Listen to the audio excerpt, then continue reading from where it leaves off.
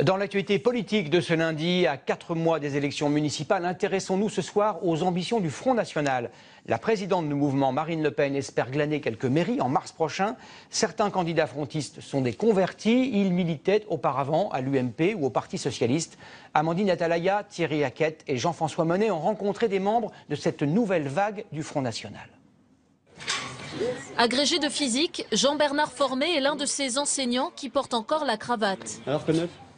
Ancien militant UMP dans ce département très ancré à droite, le Var, il a rejoint le FN en mai dernier. J'ai pu constater sur le terrain que l'UMP n'était pas la meilleure machine pour battre la gauche, que l'UMP était là d'abord et avant tout pour ses chefs. Bien sûr, le FN lui a très vite donné sa chance. Le voilà déjà tête de liste à l'orgue, lancé dans une campagne qui lui coûte cher, 7 000 € de sa poche. Je tracte, je colle, je boite. Le nouveau converti sillonne la ville. Vous savez qu'on a bien cartonné à Brignoles. On a vu. Vous avez vu? Eh ben, on va faire la même chose à l'orgue. Bon, d'accord. Spectateur de cette transformation, ses collègues ne comprennent pas. Pour moi, c'est complètement insupportable. Je ne vois pas comment on peut être enseignant et du Front National. Je ne sais pas quel discours on peut tenir devant des élèves. Bilan en salle des profs. On ne discute pas avec M. Formé, on ne parle pas avec M. Formé. Pour Jean-Bernard Formé, le FN n'est plus d'extrême droite. S'il récuse toujours certaines positions comme celle sur l'avortement, il est convaincu que ce parti a changé. J'ai pas vu de skinhead, j'ai pas vu de facho, j'ai pas vu de foudingue au Front National. On a une patronne qui est très attachée à ça. Je m'investirais pas comme ça si c'était pas le cas. Autant dire qu'il est une divine prise de guerre pour Marine Le Pen qui vient de lancer un collectif d'enseignants frontistes, ceux-là même que son père appelait les crassouillards. Dans ce monde majoritairement à gauche, 900 000 enseignants en France, seuls quelques dizaines ont adhéré, mais un verrou a sauté. Il y a aussi au FN ces syndicalistes venus de gauche, une quarantaine de têtes de liste pour les municipales, comme cet ancien employé d'EDF qui se présente dans sa commune rurale du Val d'Oise. Il vient de Force ouvrière. Il n'aurait pas songé, dit-il, à franchir le pas du temps de Jean-Marie Le Pen. Marine Le Pen est quelqu'un que je comprends beaucoup mieux. Mais également, la conjoncture est très différente. Aujourd'hui, on ne voit pas le bout de la crise. Et c'est avec cet argument qu'il explique ses revirements sur les immigrés, par exemple.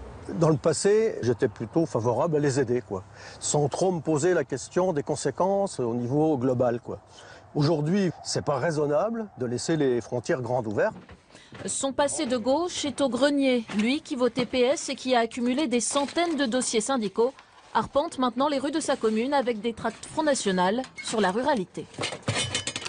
Et puis il y a cette offensive du FN en direction des retraités. Ici une table ronde dans l'Oise. Électorat plutôt acquis à l'UMP. Les personnes âgées sont nombreuses à basculer vers le FN. 17% des plus de 60 ans ont voté pour Marine Le Pen en 2012. Ils étaient seulement 4% à le faire en 2002. J'ai vu que M. Hollande était très inquiet de voir que les retraités semblent ne plus avoir envie de se faire tondre. Les retraités craignent les bouleversements comme la sortie de l'euro. Marine Le Pen l'a entendu, elle propose désormais un référendum sur ce sujet. Et son programme prend davantage en compte leurs attentes avec la promesse d'un coup de pouce pour les petites retraites.